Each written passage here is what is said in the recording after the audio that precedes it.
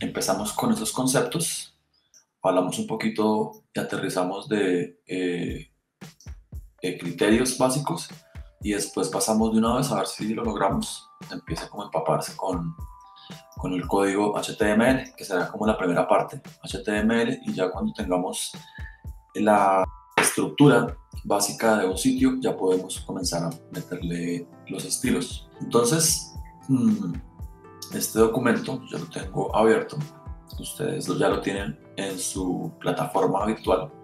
Por ahora, este documento es un documento que nos va a hablar de conceptos básicos iniciales como Internet, web, dominio, hosting, hipertexto, transmedia, arquitectura de la información y en general pues todo lo que tiene que ver con el pensamiento sistémico, que es un pensamiento en donde todo está conectado, ramificado gracias a el protocolo pues HTTP, el protocolo web. Todo esto que estamos viviendo en este momento, que el currículo llama 4.0, ¿cierto?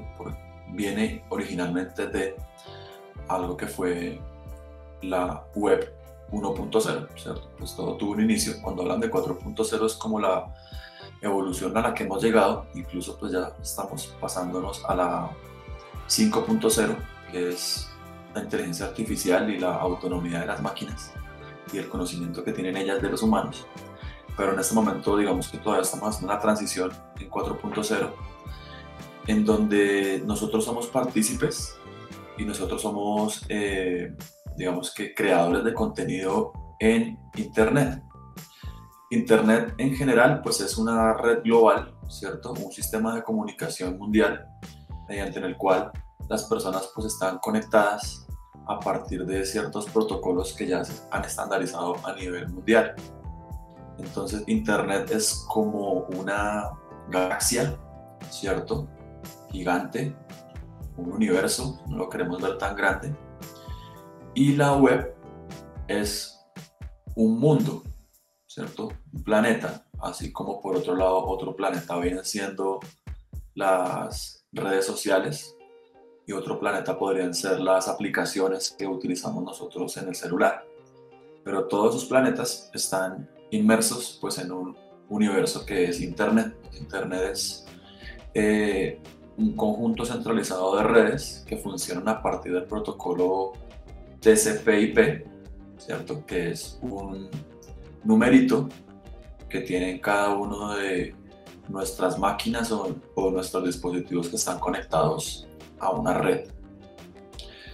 Es un sistema intangible que se describe como una gran telaraña, o sea, aquí hay computadores, hay cables, hay routers, hay teléfonos celulares, tabletas y en general los dispositivos que estén conectados a este sistema.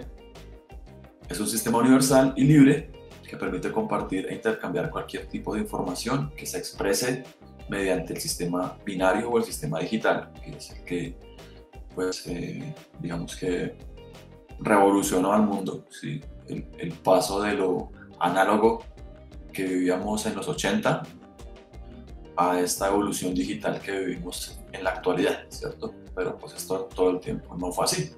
Esta tecnología de Internet empezó a desarrollarse desde los años 50, 60, finales de 50, principios del 60, y siempre con fines bélicos, ¿cierto? La guerra, a pesar de que sea una catástrofe, siempre como que empuja a la humanidad a esforzarse para encontrar alternativas de cómo conocer al enemigo. Y en esa búsqueda, pues, Estados Unidos fue uno de los pioneros en donde empezó a descentralizar su centro de control, y para que en dado caso llegara a sufrir un ataque, el centro de control pues hubiera otra sede conectada en donde la información pues pudiera seguir funcionando. Y ahí nace, digamos que un proyecto llamado el proyecto ARPANET, en donde eso fue una combinación, de hecho no fue solamente estadounidense, sino también fue con Francia e incluso el Reino Unido. Empezaron a hacer posible esto que ahora pues es público. En ese momento pues era un proyecto militar asociado también a Inglaterra, que posteriormente lo convirtió en un proyecto más académico, universitario. Ahorita quizás podemos mirar un pequeño video que hay con respecto a cómo nació eso, ¿no? Miremos la historia del Internet. El Internet en el año 2009. Enviamos emails, hacemos llamadas por Internet y discutimos sobre temas que nos interesan. Hasta nuestros bancos se han hecho virtuales, pero lo que damos por contado hoy no era más que una vaga idea hace 50 años. Para comprender cómo llegamos hasta aquí, volvamos a 1957, cuando todo comenzó. Antes del 57, las computadoras trabajaban en una sola tarea a la vez. A esto se le llamaba procesamiento por lotes. Por supuesto, esto es bastante ineficaz. Con computadoras cada vez más grandes, se hizo necesario almacenarlas en salas refrigeradas, pero los desarrolladores ya no podían trabajar directamente con las computadoras, se necesitaban especialistas para hacer la conexión. En esa época, programar implicaba mucho trabajo manual y la conexión indirecta con las computadoras resultaba en cantidad de bugs, pérdida de tiempo y desarrolladores con los nervios de punta. El año 1957 marcó un gran cambio. Una conexión remota tenía que ser instalada para que los desarrolladores pudieran trabajar directamente con las computadoras. Al mismo tiempo, surgió la idea de tiempo compartido. Este es el primer concepto en informática que comparte la capacidad de procesamiento de una computadora con múltiples usuarios.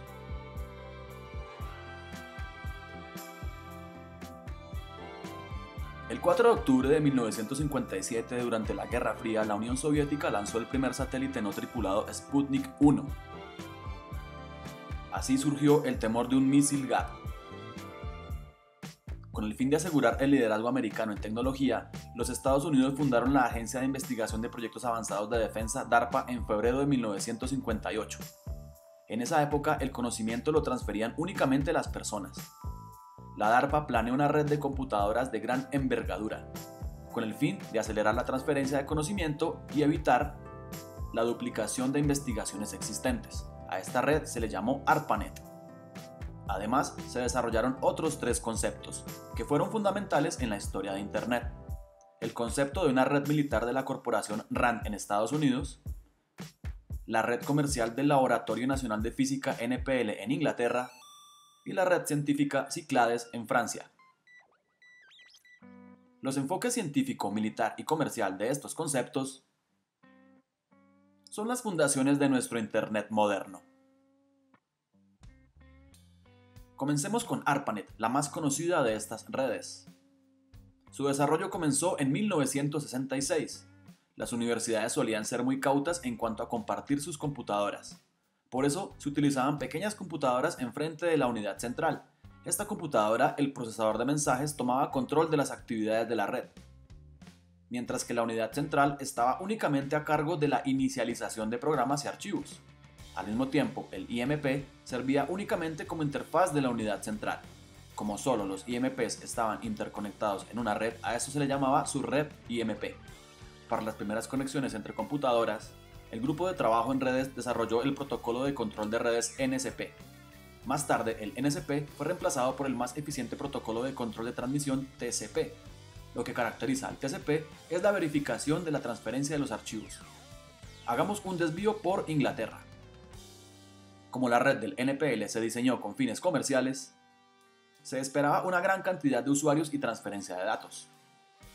A fin de evitar la congestión de las líneas, los archivos enviados se dividían en paquetes más pequeños que el destinatario reunía. Así nació la conmutación de paquetes.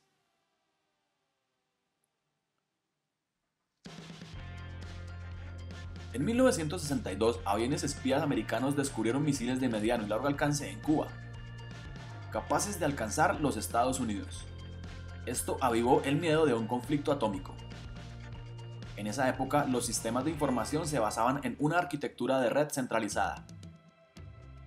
Para evitar una avería general durante un ataque, había que desarrollar una arquitectura de red descentralizada. Así, esta seguiría operando en el caso de la pérdida de un nodo. La comunicación solía hacerse por ondas de radio, lo que hubiera causado problemas en caso de un ataque atómico. la ionosfera se vería afectada y las ondas de radio largas no funcionarían. Por lo tanto, debían usarse ondas directas pero de corto alcance. Una mejor solución era el modelo de una red distribuida. Así, largas distancias podían cubrirse con un mínimo de interferencia. Otro jalón fue el desarrollo de la red francesa Cyclades. Como Cyclades contaba con un presupuesto bastante inferior al de ARPANET y por lo tanto con menos nodos, se trabajó principalmente en la comunicación con otras redes.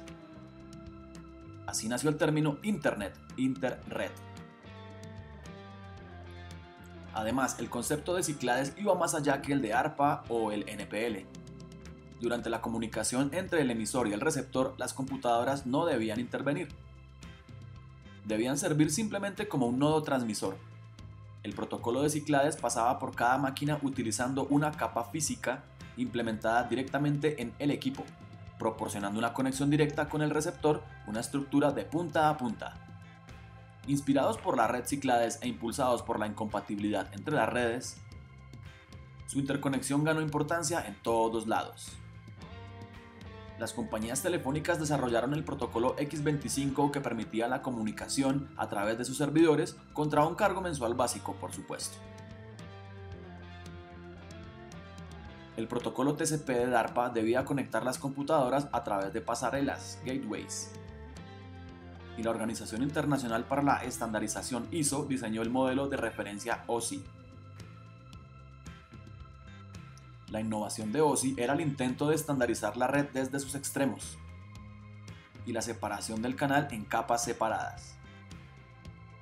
Por fin, TCP asimiló las recomendaciones del modelo de referencia OSI y dio paso al protocolo TCP/IP que ahora conocemos, un estándar que garantizaba la compatibilidad entre redes y por fin las unió creando el Internet.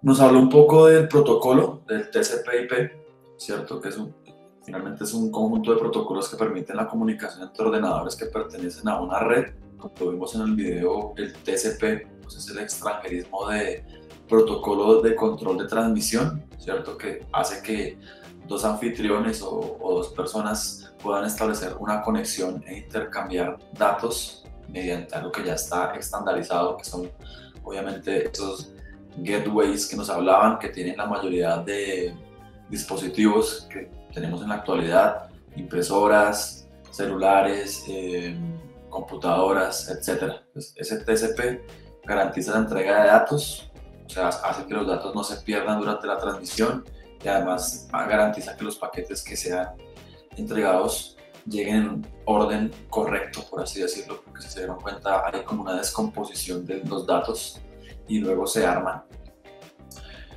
En ese protocolo de transmisión aparece la IP, ¿cierto? Que hace referencia a Internet Protocol.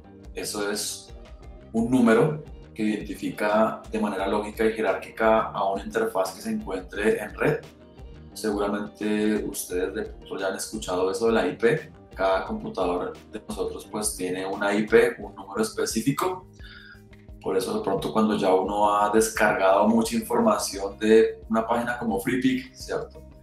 Ya uno le dice como que, oiga, usted ya ha bajado mucho y va a pasar a otro computador y dicen, no, es igual porque es misma IP, ¿cierto? Es una misma conexión a internet la que está bajando esos datos. Entonces ese es un número como tal que más o menos se representa de esta forma. Se trata de un protocolo formado por números del 1 al 255.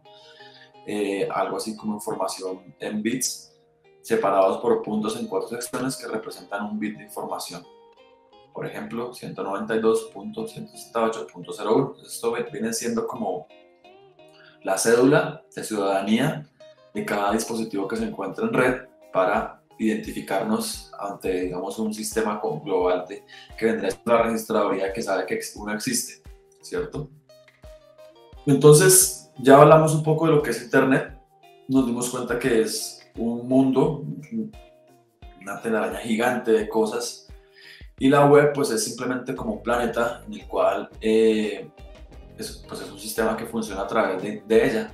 Y mediante qué protocolo? El protocolo de transferencia de hipertextos. Es un protocolo llamado pues HTTP, ¿cierto? Por eso siempre antes de digitar cualquier dirección web va ese protocolo HTTP, que es el que permite que los enlaces en las web funcionen. ¿Qué características tiene la web? Pues es un sistema para compartir información a través de Internet, que viene siendo como su plataforma. Para la creación de la web se utiliza el lenguaje informático HTML, que es el que nosotros intentaremos pues conocer de inicio. Y para que esto sea posible, utiliza un sistema de localizador de información llamado URL, que significa la URL, ¿cierto? Entonces, la URL pues, es la dirección como tal, en donde uno puede encontrar un sitio, pero pues viene de esa es la abreviatura de esta frase, localizador uniforme de recursos. De pronto uno está familiarizado con URL, pero uno no tiene ni idea de qué es eso, ¿cierto? Entonces eso es localizador uniforme de recursos. HTTP, Hypertext Transfer Protocol, es el protocolo de comunicación que permite la transferencia de información en la World Wide Web. Entonces cuando uno habla de www, ¿cierto? www está hablando de World Wide Web. Este es el www. Aquí está el protocolo de HTTPS, Hypertext Transfer Protocol, y luego viene el www, que ya es digamos que el componente de la URL, que viene siendo esto de World Wide Web. En los últimos tiempos se ha establecido además la conocida como HTTPS, que es una forma que ustedes pueden visualizar en las páginas, como en este caso este Meet. Si todas las páginas que vengan como con este candadito, es porque además vienen con ese certificado de seguridad, esa inclusión de la S significa pues seguridad, security, que le asegura que usted en esta página web puede colocar datos, puede colocar tarjetas de crédito y pues no va a ser robado, a menos de que la persona que lo esté robando pues sea el dueño de la URL. Pero lo que asegura es que otra persona externa no va a poder meterse como a esta dirección mientras usted esté, digamos que haciendo una transferencia. www, ¿cierto? World Wide Web, prefijo que tiene todo portal que se encuentra en la web, es un sistema de documentos de hipertexto que se encuentra enlazado entre sí y que accedemos mediante internet a través de un navegador. ¿Sabemos qué es hipertexto? Entonces, hipertexto es muy sencillo. Y el ejemplo más práctico de hipertexto es, adivinen cuál, Wikipedia.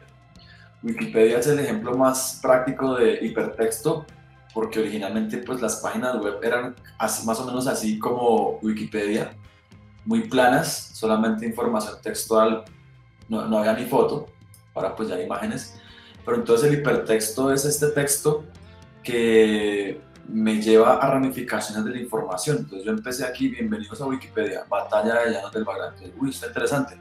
Pero entonces yo veo que hay texto como subrayado, ese es el hipertexto, que me lleva a conexión de la información de temas afines. Entonces yo primo aquí Túnez, y automáticamente Túnez me lleva a, y yo voy leyendo y entonces me llama la atención Desierto del Sahara.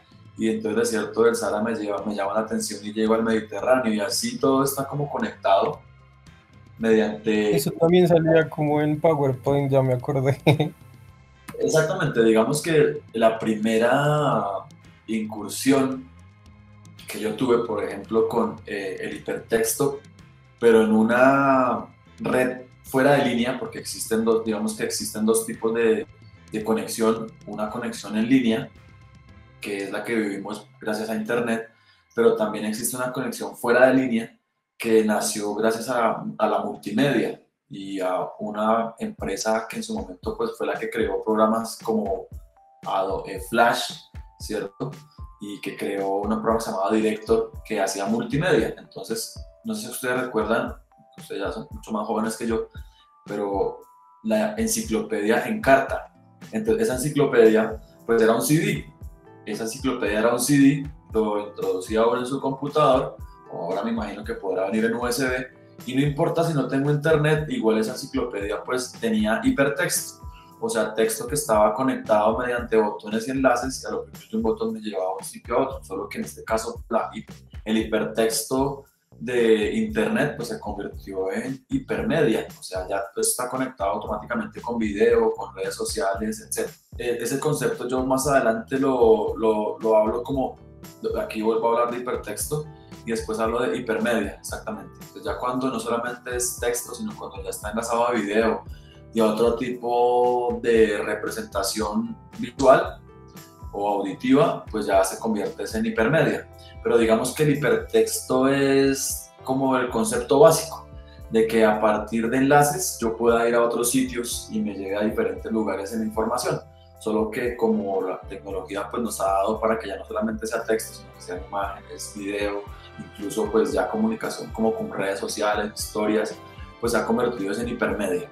Pero pues sí, digamos que el hipertexto es el concepto básico y ya la evolución a otros tipos de medios se le puede llamar hipermedia.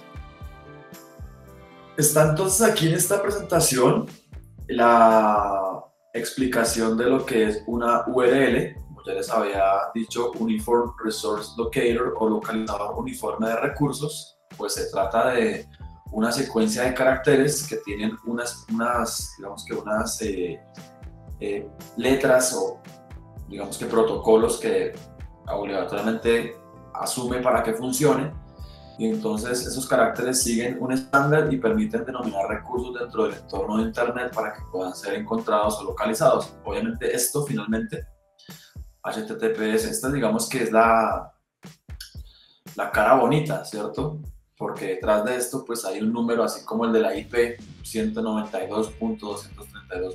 Un número con una sucesión de puntos, y cada elemento pues también está con esa, como por así decirlo, IP. Entonces ese URL o ese localizador uniforme de recursos está conformado por el protocolo, que puede ser HTTP o puede ser HTTPS, Hypertext Transfer Protocol, el HTTP, o el Hypertext Transfer Protocol Security, si es con la S. Luego ya viene el nombre de la página, que se le conoce normalmente como dominio, ¿cierto? Entonces, que viene acompañado con el prefijo www, o sea, World Wide Web, y allá el nombre que cada persona pues escoja, siempre y cuando pues exista, o que no exista más bien. Encontrar un nombre que pegue corto es complicado. Y ya finalmente la ruta para llegar a cada sitio está dividida por una serie de slash, ¿cierto? O diagonales. Estas diagonales hacen referencia como a algo que está metido dentro de una carpeta. O sea, aquí carpeta, carpeta, carpeta, que es finalmente la ruta para llegar a un lugar. Sí, ya nos daremos cuenta que para hacer una web, pues todo está en una organización de carpetas, se llaman carpetas de sitio. Y para entrar de esas carpetas, para entrar dentro de una, se utiliza esa barra diagonal. Entonces, todo este componente que estamos viendo aquí, ¿cierto? Todo esto es lo que se le conoce como la URL, conformada por el protocolo y el dominio, y la ruta, que son los lugares ya como internos. El dominio, ya en particular, pues es un conjunto de letras y números, conforman un nombre único al cual está ligado, y pues que define el nombre de un sitio web, ¿cierto? www.pepitoperez.com, www.chips.us, www.rebelduc.com, www.uniciencia.edu.com. Hay ciertas reglas que tienen los dominios cuando uno las va a crear para que sean permitidas. Entonces dice, el nombre del dominio contiene caracteres alfanuméricos, números y letras. Listo. Todos los nombres de los dominios han de poseer un mínimo de 3 caracteres, o sea, no pueden haber páginas web que no tengan, o sea, no puede haber una página web que se llame www.pa.com, tiene que tener por lo menos 3 letras, y el máximo son 63. Las letras utilizadas son de la A a la Z, sin acentos, o sea que no pueden haber tildes, no pueden haber espacios en blanco, como nos vamos a dar cuenta en el pensamiento HTML, no pueden haber jamás, o sea, esto no puede estar en un código, ¿cierto? Porque para el código, hablamos por aquí, blog de notas, eso. Entonces en el código, si yo voy a dejar un espacio, tengo que hacerlo con un guión, ¿cierto? En el código, los guiones son los que identifican los espacios. Ya hablaremos en su momento cómo solucionar eso. pero no podemos bajar un espacio porque igual HTML se va a inventar un código largo para hacer que haya un espacio y pues es pérdida de optimización. Se pueden utilizar los números del 0 al 9, ¿sí? El 19 no lo entendería, sería como 1 y 9 aparte. Únicamente se puede utilizar el signo guión medio como medio separador, a lo que les estaba diciendo. Un dominio no puede empezar ni terminar por el signo guión medio. No puedo empezar un sitio con el guión medio. Sirve para separar, o sea, puedo crear una página que sea Carlos, rayita piso, Pérez. No pueden dar mayúsculas, bueno, las mayúsculas tampoco existen en el pensamiento. Como es un nombre, me obliga a poner mayúsculas. Entonces no pueden haber espacios en el dominio, ¿cierto? www.arlos.com o algo así, todo en minúscula siempre. Los espacios pues se van a representar con guiones. Profe, ¿y si una marca tiene en su nombre la ñ, qué opción habría ahí? Si la empresa que quiere hacer la página web se llama ñame.com o ñamesbaratos.com, eso queda ñames.com. Ahí está, es un buen reto de cómo publicitar una empresa que tenga la ñ en web, porque es imposible, la ñ no existe. Tiene que replantear su nombre. Bueno, de pasadita, si usted quiere saber si un dominio existe o no para su sitio, pues hay varias opciones. Está GoDaddy, es una de las famosas, ¿cierto? GoDaddy, estas son las famosas. A mí me enganchó esta que ya les mencioné, es HostGator. Me enganchó HostGator pues porque era más económica y me ofreció unos buenos planes. Entonces yo estoy enganchado como a esta. Lo mismo pasa aquí. Bueno, entonces encuentra tu dominio perfecto. Si usted quiere saber si el sitio existe o no, pues usted puede colocar aquí pepitoperez.com. pepitoperez.com. Quiero comprarlo. Sí existe pepitoperez.com, pero miren cuánto me cuesta. 8.313.492. Costoso, ¿cierto? pepitoperez.com está disponible, pero tengo que pagar esto. ¿Por qué? Porque es súper conocido, ¿no? Imagínense comprar el nombre pepitoperez.com. Puedo comprar pepitoperez.com, eso está más barato, 45.000 pesos, pero .com, 8.313.000. Vamos a ver qué dice HostGator, si está ese dominio, pepitoperez.com. Ya está en uso, este no lo vende. ¿Por qué? Porque lo tiene monopolizado GoDaddy. Las variaciones salen más económicas en algunos casos. Miren que aquí igual es cuando ustedes colocan un nombre de dominio, él les dice pepitoperez.com, es súper caro porque es lo más popular. Mientras que pepitoperez.com, 44.700, pepitoperez.org, 37.000, pepitoperez.agency, 19.802, pepito-perez.com, 11.000 pesos, pepitoperez.pro, 28.000. Entonces sí, las variaciones son más económicas. Lo más caro es el .com solo, porque es, digamos, que el más global. Esos ya son más especificados solo para Colombia. Ya voy a hablar de esto. Elementos del dominio. Un dominio de internet está compuesto por dos elementos: el nombre del dominio y la extensión. La terminación de los dominios, también conocidas como extensiones, indica la orientación geográfica a donde se dirige o ubica el sitio web, pero también el tipo de organización o fin que tiene. Por eso podemos distinguir dos clases de extensiones: territoriales, .co, .us, .eu, .mx, ¿sí? Dependiendo si es de Chile, de Argentina. Entonces uno ya sabe si la página tiene .cl, pues es de Chile. Si tiene P larga O, bueno, eso debe ser de Bolivia. Son ya más o menos como que intuye. Mientras que hay unos internacionales genéricos que ya hablan específicamente de .com, hace referencia a comercio, .info hace referencia a información, .jobs o jobs, empleo, .net, redes, internet, .gov, entidades públicas, .mobi, dispositivos móviles, .org, organizaciones, .museum, lógico, museos, .edu, universidades, educación, .aero, aeronáutica, .travel, turismo, viajes, .mil, departamento de defensa. En la actualidad hay una flexibilidad con las extensiones y han desarrollado una cantidad de extensiones contemporáneas, por ejemplo aquí en HostGator. Tenemos extensiones contemporáneas y novedosas, como por ejemplo .xyz, .gratis, .space, .tech. Y incluso en esta pestaña de creativos hay unos como .in, .me, club, agency, buy, en fin, si se dan cuenta uno puede ahora en la contemporaneidad colocar la extensión dependiendo la palabra que uno le guste o que tenga que ver con lo que va a mostrar en su sitio web. DNS, continuando, DNS son las siglas que forman la denominación Domain Name System o sistema de nombres de dominio, y además de apuntar los dominios al servidor correspondiente, nos sirve para traducir la dirección real, que es una relación numérica denominada IP en el nombre del dominio.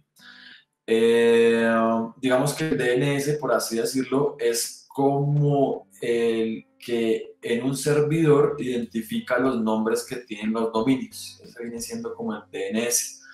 Además de apuntar los dominios al servidor correspondiente, nos sirve para traducir la dirección real. O sea que este DNS traduce esa URL www.pepitoperez.com en el identificador numérico que tenga, o sea, el 192.215. Estoy hablando de un número X, pero pues sea el número que le serían asignado a ese dominio, ¿cierto? Este DNS es el transformador del nombre de dominio, de ese www.pepitoperez.com, en el nombre real, que finalmente es un número. Y vamos en navegadores, pues que es algo muy, muy sencillo, que ustedes ya conocen, que son esas plataformas o software, ¿cierto?, que uno puede descargar para poder navegar por algún sitio web, pues que los más comunes son Google Chrome, Firefox, el ya viejo Internet Explorer y el exclusivo del sistema operativo Mac, Safari. ¿Existen más? Seguramente sí. Opera, por ejemplo, pero pues estos son los más cotidianos. A mí me gustó, y pues yo creo que a todo el mundo le gustó Google Chrome. Google nos tiene monopolizados en todos los sentidos, incluyendo su navegador propio, que es ese Chrome, pues es bastante bueno.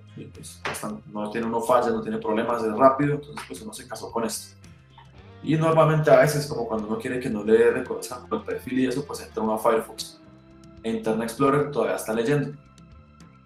Entonces dice que aparecen buscadores, que ya son esas plataformas en donde yo busco información, que también está monopolizado por Google, ¿cierto? Inicialmente uno buscaba todo por Yahoo, pero Yahoo finalmente pues se dejó llevar por Google, que es el gigante que ahorita absorbe todo.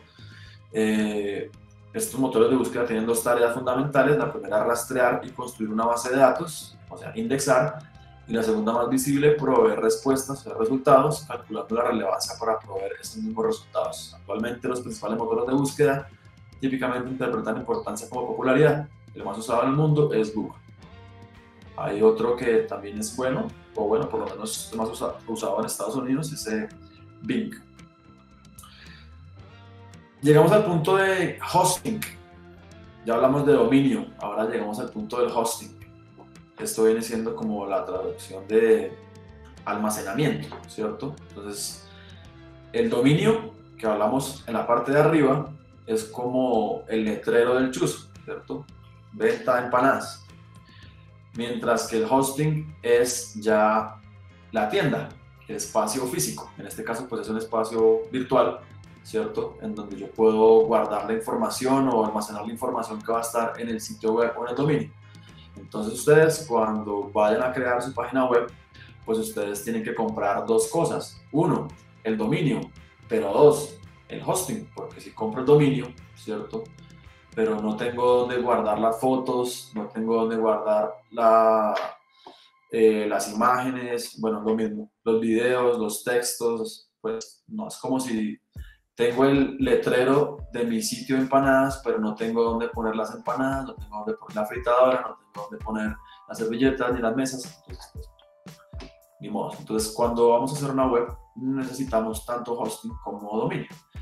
Estábamos hablando de empresas famosas que venden esto. Aquí están: GoDaddy, HostGator, no les había hablado de esta, Bluehost, HostGator y GoDaddy, ¿cierto? necesitamos comprar un plan de hosting que le ofrece a usted el almacenamiento. Entonces por aquí está web hosting, ¿cierto?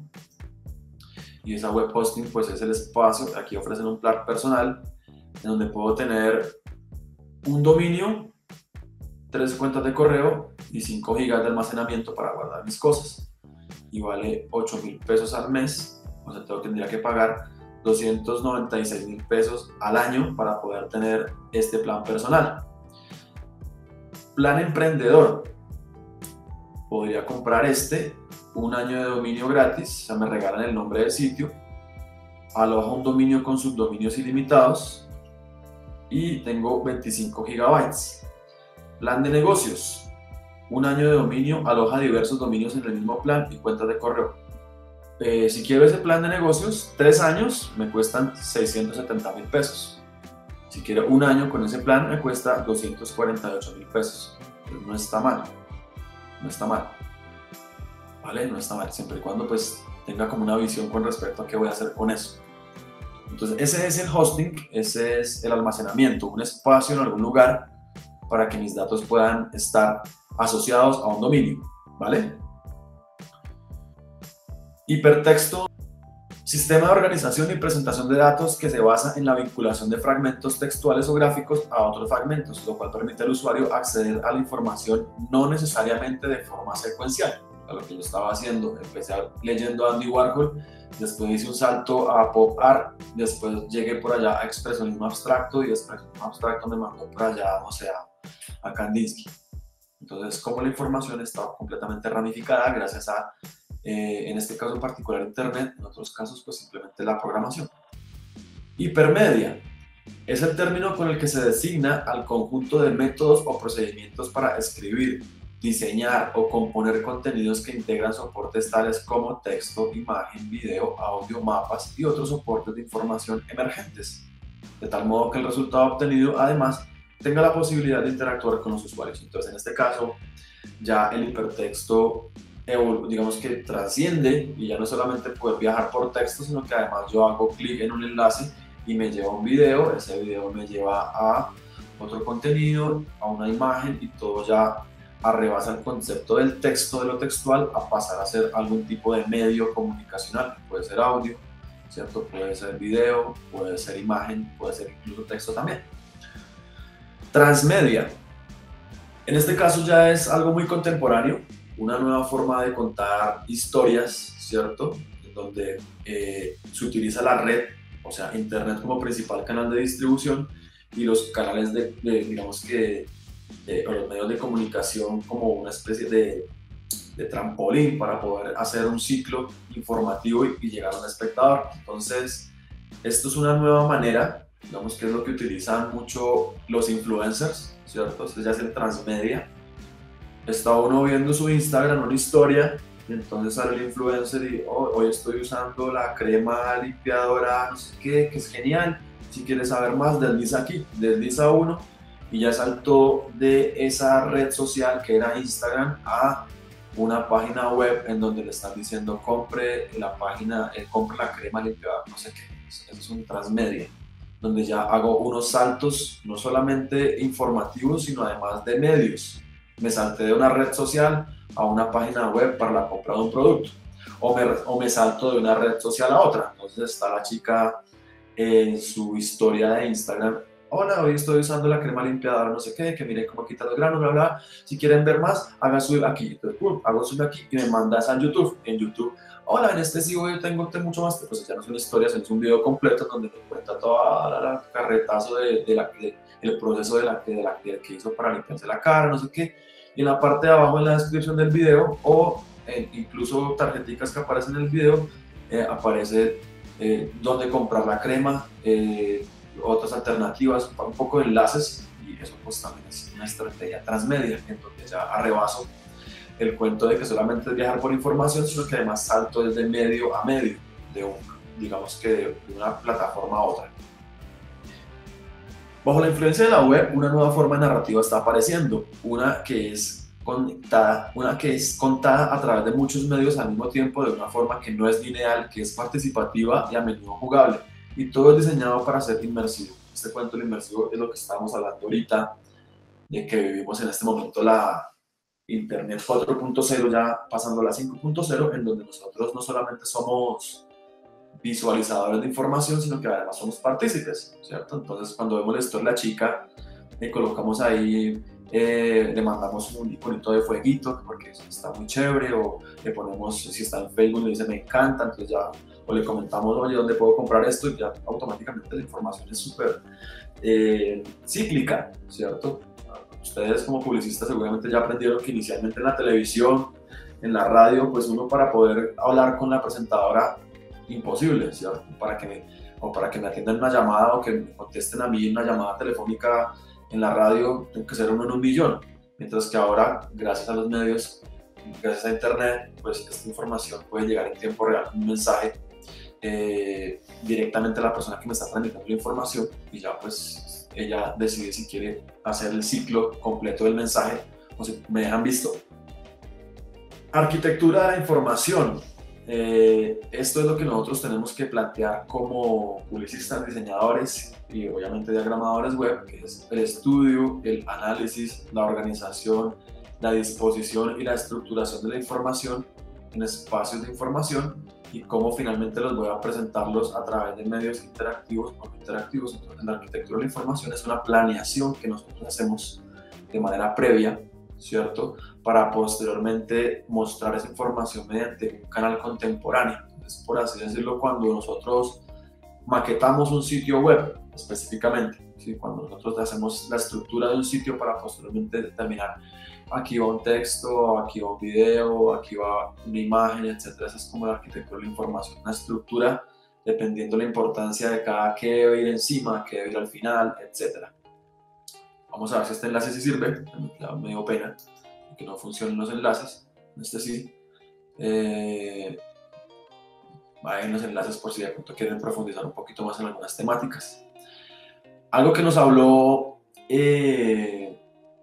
el microcurrículo UX, que hace referencia a la abreviación User Experience o experiencia de usuario, es algo que digamos que recalca bastante el curso, me parece chévere. Esto es una filosofía de diseño, ¿cierto? Es una filosofía ya en donde tenemos como objetivo la creación de productos, bienes y servicios que finalmente satisfagan la necesidad de un usuario, y no la creación y mirar a ver si de pronto funciona. Entonces, primero, hacer un estudio consciente de las personas a las que queremos llegar para que los diseños que realicemos pues sean acordes a ese grupo objetivo que nosotros estamos queriendo alcanzar. Entonces, esto es un pensamiento que viene asociado a algo también relativamente contemporáneo, que es algo llamado Design Thinking, ¿cierto? No sé si han escuchado hablar antes de Design Thinking o pensamiento de diseño, que finalmente viene siendo lo mismo, una filosofía del diseño. Entonces leo, una filosofía de diseño que tiene por objetivo la creación de productos que resuelvan necesidades concretas de usuarios finales, consiguiendo la mayor satisfacción y mejor experiencia de uso posible con el mínimo esfuerzo. Toma forma como un proceso en el que se utilizan una serie de técnicas multidisciplinarias y donde cada decisión tomada debe estar basada en necesidades, objetivos, expectativas, motivaciones y capacidad del usuario. La base de esto, conocer a fondo los usuarios finales, normalmente usando investigación cualitativa o investigación cuantitativa. Diseñar un producto que resuelva sus necesidades y se ajuste a sus capacidades, expectativas y motivaciones, y hacer un test de usuario o poner a prueba lo diseñado. Con respecto a experiencia de usuario en interfaces digitales, es que cuando yo entre a una web, pues sea amigable, sea rápida, sea fácil de navegar. Y ahí termina, creo que ese documento que empezamos, hay una cibergrafía ahí, algunas cosas muertas, y con eso tenemos una serie de criterios y conceptos básicos. Espero hayas disfrutado de este video. Si te gustó, no olvides suscribirte al canal para más información del mundo del diseño. Hasta la próxima, chao.